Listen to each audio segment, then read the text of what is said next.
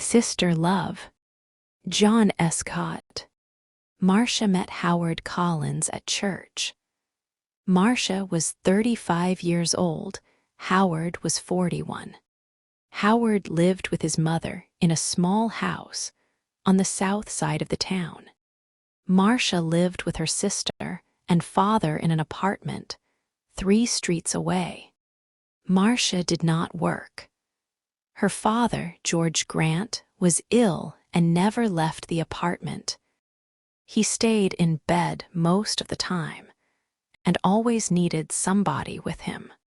So Marcia stayed at home with her father and only went out when her sister Karin was in the house.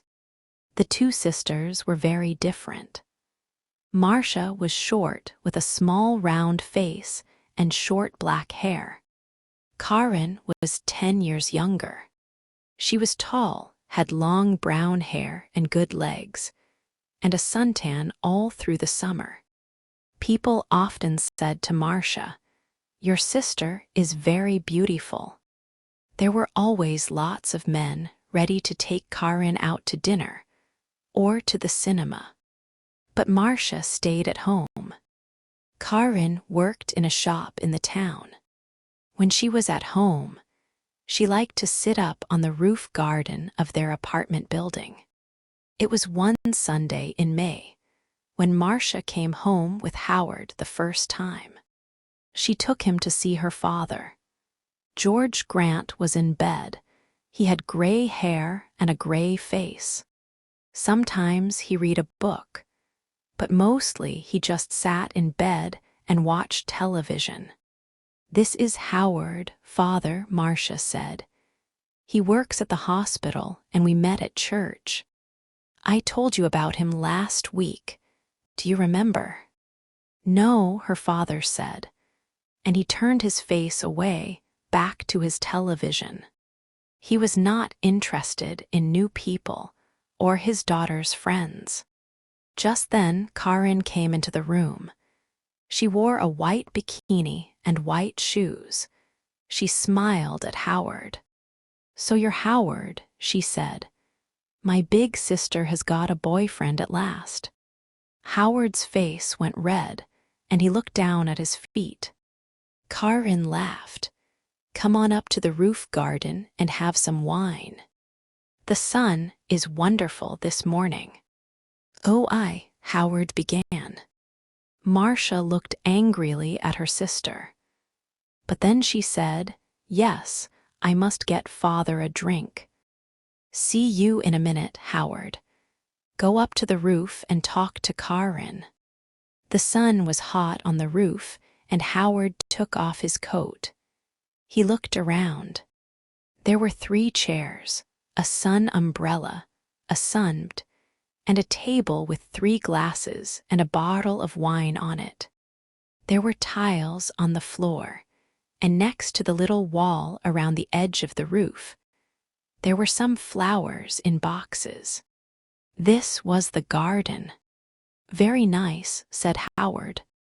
Karin smiled at him. "We don't see many good-looking men up here," she said. "Sit down and have a drink." Howard's face went red again. He gave a shy little laugh.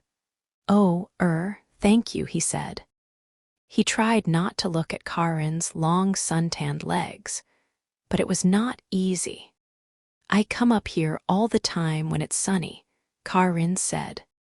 She began to put suntan oil on her arms and legs. Howard watched. Then Marcia arrived, and the 3 of them sat in the sun and drank wine. Marcia looked at Howard with love in her eyes. She did not look at Karin. Karin watched them. Her eyes went from her sister to Howard and back again to her sister. She smiled. It was not a nice smile. Every Sunday morning after that, Marcia brought Howard home for a glass of wine after church. Howard stopped his car in the street outside the apartment building, and Marcia said, "Sound the horn, Howard. Tell Karin we're here. then she can get the wine ready."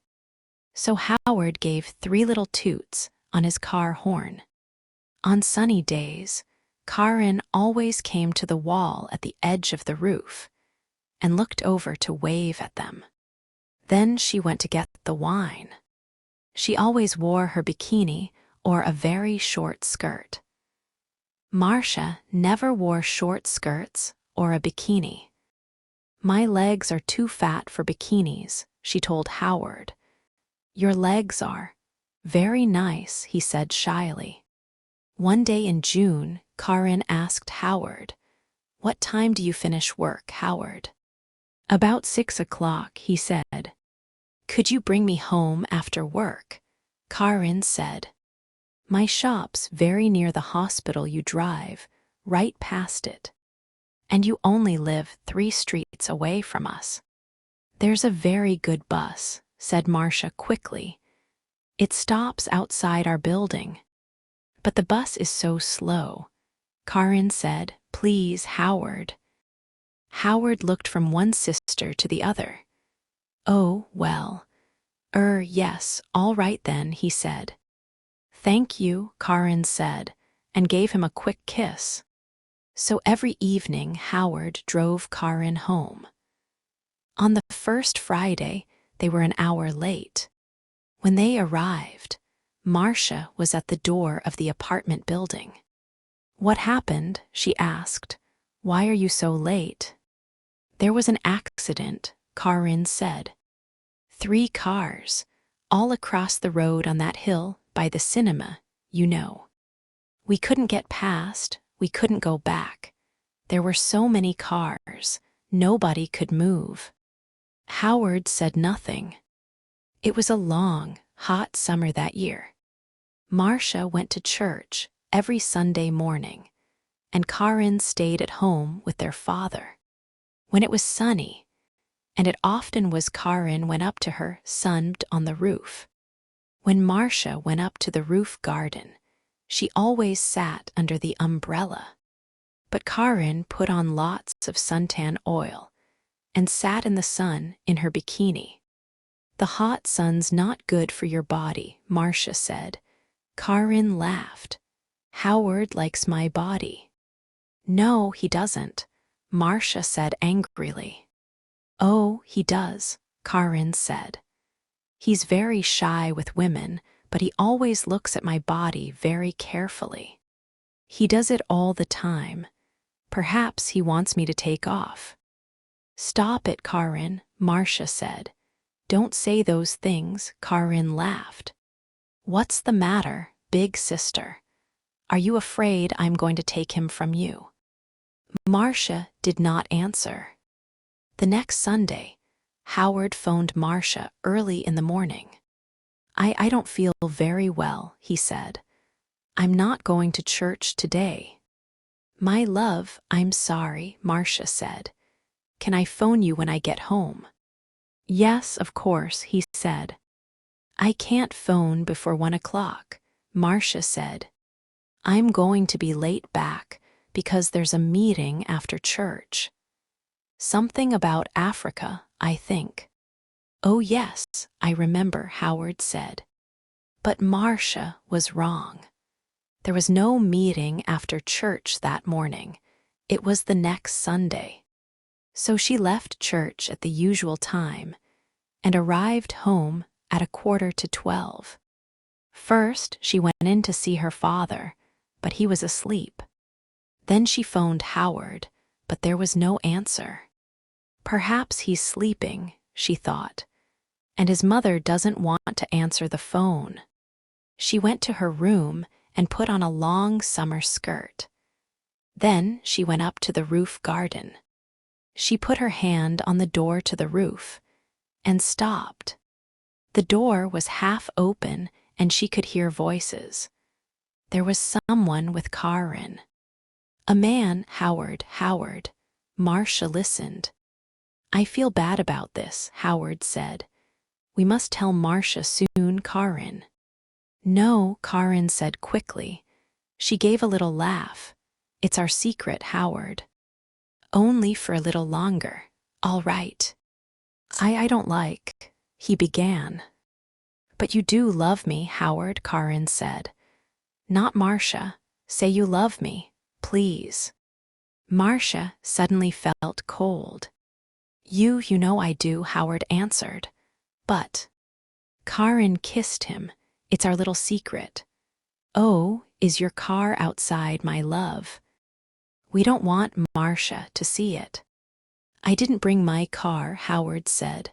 I walked here. Good, Karin said, but it's getting late.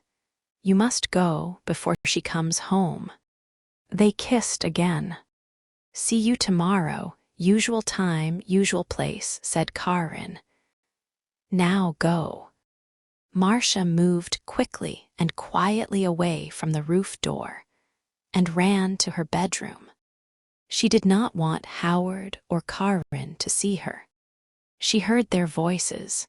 Then the front door of the apartment opened and closed. Howard was gone.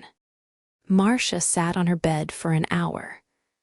Why, she thought. Why does she do it? I stay at home with an old man all the time.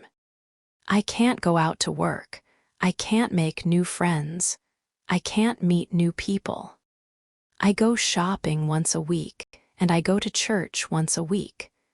That's all. And then I met Howard. When he said, I love you, I was so happy. And now? Karin had everything. Good looks, a job, friends. She was young, she was beautiful, she could have any man. So why Howard? Why? It's not because she wants him, Marcia thought. It's because I love him. It's because she doesn't want me to be happy. But you do love me, Howard, not Marcia. You know I do. Was it true? Did Howard love Karin and not her? No, he saw only the beautiful, suntanned body. He didn't know her. She's not going to have him, Marcia thought. Every evening that week, Howard drove Karin home after work. And every evening, they got later and later. The next Sunday, Marcia didn't go to church. I've got a bad head, she told Karin. I just phoned Howard and told him, and he's coming here after church as usual. I'm going back to sleep for an hour or two. And she went into her bedroom and shut the door. Later in the morning, when Karin was with their father, Marcia went up to the roof garden. Karin's bottle of suntan oil was on the table, and Marcia smiled. When Karin came up to the roof, Marcia was in her chair under the umbrella with a book in her hand. Oh, is your head better? Karin asked. Yes, thanks, Marcia said. Karin wore her bikini, a new yellow one.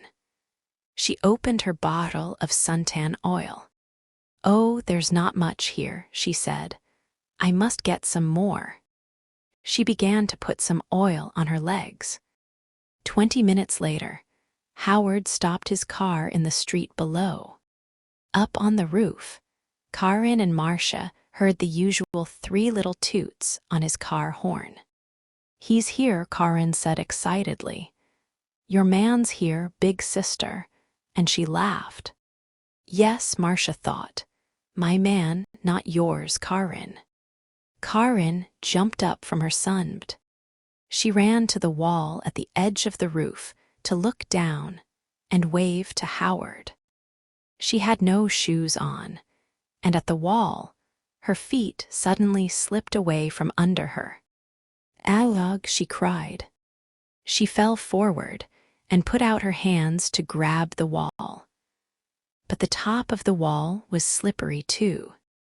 Her hands could not hold it and slipped away, off the wall, over the edge. And her body went on too, over the edge of the wall and down. Down, down, down. Before she hit the ground, she knew. Slippery suntan oil, Marcia,